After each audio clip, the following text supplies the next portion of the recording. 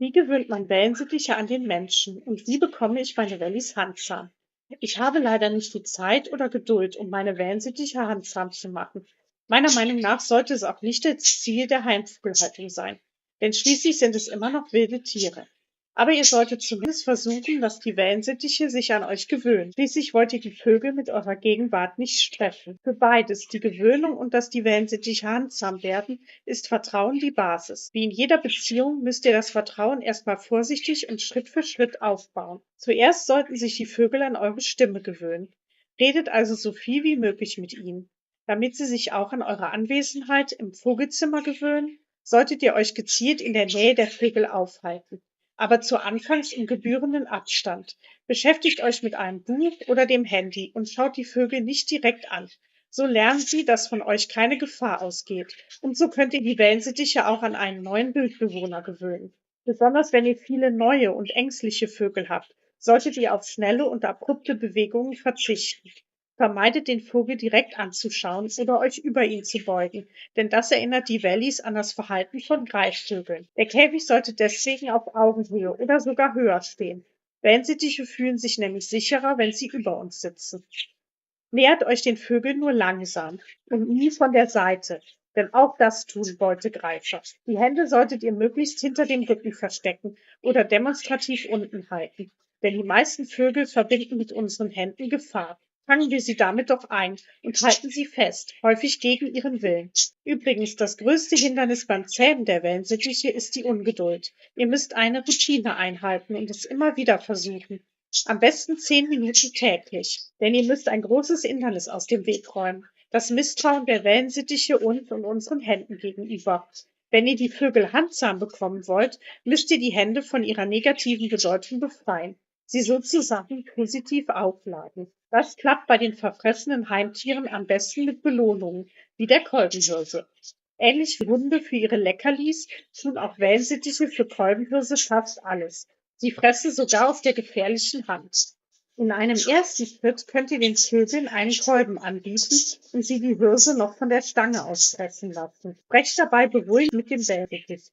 Aber vorsichtig, erzwingen solltet ihr nicht. Zeigt der Vogel mit weit aufgerissenen Augen und panischem Flattern, dass er Angst vor dir hat, solltest du ihn in Ruhe lassen. Die Vögel reagieren sehr empfindlich auf Stress und können auf die Dauer nicht nur Krankheiten entwickeln. Manch ein Vogel wird so panisch, dass er an einem Herzanfall sterben kann oder sich beim Fluchtversuch verletzt. Solltet ihr viel Geduld mitbringen und auch eine hohe Frustrationstoleranz entwickeln, denn selten klappt es direkt beim ersten Versuch. Und es gibt auch immer wieder Rückschläge. Bei besonders ängstlichen Wellies könnt ihr den Abstand zur Hand vergrößern, indem ihr die Kolbenhirse für die ersten Versuche an einen Stock bindet. Haben die Wellensittiche Vertrauen geschöpft und sind ein paar Mal auf den Stock geklettert, könnt ihr langsam versuchen, den Stock mit eurer Hand zu ersetzen. Häufig ist das Verhalten der Wellis von ihrer Tagesform abhängig. Manchmal sind sie neugierig und offen und an anderen Tagen wollen sie einfach nicht mitspielen. Wiederholungen sind der beste Helfer beim Zähmen eines jeden Haustieres. Es hängt auch stark vom Individuum ab. Am besten startet ihr mit den neugierigsten und mutigsten ins Warm. Ihr kennt ja sicher einen Kandidaten oder eine Kandidatin, die sowieso eure Nähe sucht oder nicht gleich schnell verschwindet, wenn ihr euch dem Vogel nähert. Habt ihr den mutigsten davon überzeugt, dass keine Gefahr droht, wenn sie die Kolbenhirse fressen, wird der Futterneid auch bald die anderen rüberbringen. So könnt ihr nach und nach Kolbenhirse und Hand näher an den Wellensittich heranbringen, bis sie eines Tages tatsächlich auf eure Hand springen und die Kolbenhirse direkt aus der Hand fressen. Haltet die Hand so ruhig wie ihr könnt, denn die Wellis sehen sie schlicht als Sitzstange an und werden, wenn sie drohen runterzufallen, davonfliegen. Ihr solltet eure Hand auch nicht wegziehen, wenn die Vögel daran knabbern. Sie untersuchen die Hand nur und wollen feststellen, ob sie gefährlich ist. Beim Abwehren der Hand mit Schnabelattacken müsst ihr abwägen. Wenn ihr die Hand direkt wegzieht, lernt der Vogel, dass er eine Gefahr abgewehrt hat und wird immer wieder versuchen, euch so abzuwehren.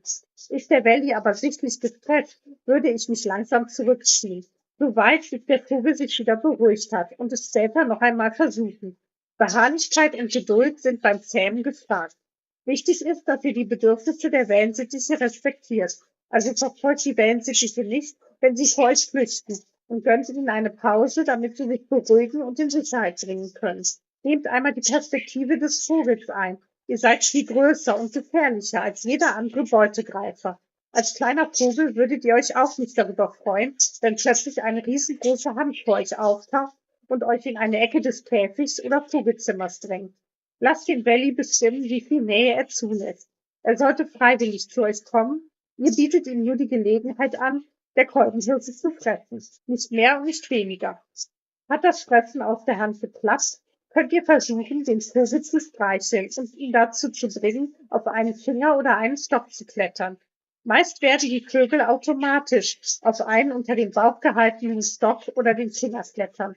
Natürlich nur, wenn sie nicht stark verschreckt sind. Streichelt die Vögel zuerst am Bauch, denn Bewegungen von oben erinnern die Tiere an Raubvögel. Das Streicheln am Kopf oder im Nacken kann erst ganz am Ende stehen, wenn die Vögel euch völlig vertrauen. Das Stocktaxi ist übrigens eine gute Vorbereitung auf den Tierarztbesuch und wäre für mich auch sehr praktisch beim Wiegen, denn ich habe einen Aufsatz für die Waage. Allerdings habe ich es bisher weder geschafft, die Vögel auf eine Stange zu locken, noch auf diesen Aufsatz. Gerade wenn die Vögel einmal einen Nachtschreck hatten oder versehentlich aus dem Vogelzimmer geflogen sind und nicht wieder zurückfinden, ist das Stofftaxi super, um die Vögel wieder an den richtigen Sitzplatz zu bringen. Profis nutzen für das Zähmen der Wellensittiche das sogenannte Flickertraining. Ähnlich wie bei Hunden wird ein Geräusch eingesetzt, das die Belohnung ankündigt und verstärkt. Es reichen aber auch bestätigende Worte, die ihr sicher auch von Hundehaltern kennt. Nennt den Namen des Valleys und lobt ihn, wenn er eurer Meinung nach alles richtig gemacht hat. So wird der Vogel auch eure Stimme positiv bewerten und nicht das Geräusch des Flickers. Vertraut der Vogel dir, kannst du ihm mit noch mehr Geduld und Beharrlichkeit sogar Tricks beibringen. Soll er zum Beispiel Kunststücke mit einem bestimmten Spielzeug vollführen, musst du es dem intelligenten Vogel nur ein paar Mal vormachen und irgendwann macht er es nach.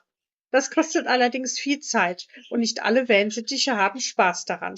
Sprechen lernen folgt dem gleichen Muster. Erst ein Wort, dann ein kurzer Satz, und wenn er das oft genug gehört und imitiert hat, könnt ihr den Satz verlängern. Sind eure Vögel schon handzahm? Welche Tipps und Tricks kennt ihr, um die Vögel auf die Hand zu locken?